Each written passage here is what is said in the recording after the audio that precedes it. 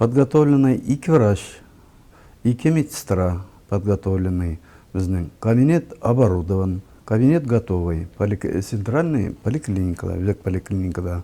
Биредә өлкән буын кешеләр өчен тиешле хезмәтләр күрсәтеләчәк. Мәсәлән, үз-үзләрен мөстәкыйль йөртергә өйрәтү, кискен егылудан саклану. Андый кабинетларны ачуның максаты шундый.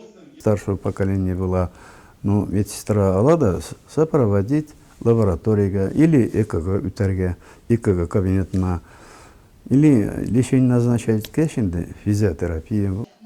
Республикада бүгінгі көнгә онлап гериатрия кабинетлары ошылған. Татарстан Республикасы Дәүләт Советы урынбасары, Бердәм Россия фракциясе әгъзасы Татьяна Ларионова Казанның 21-нче поликлиникасында үткән киңәшмәдә журналистларга аларның саны ел ахырына 45-кә җитәчәген белдерде.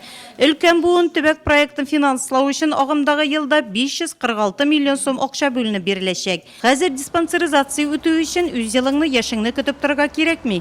Быелдан башлап 40 яшьтән узганнар ел сайын диспансеризация үтә ала. Баш табиб урынбасары Мансур Галибов белдергәнчә, монысыннан башлап, һәр шимбәдә район поликлиникасында аны үтәргә мөмкин.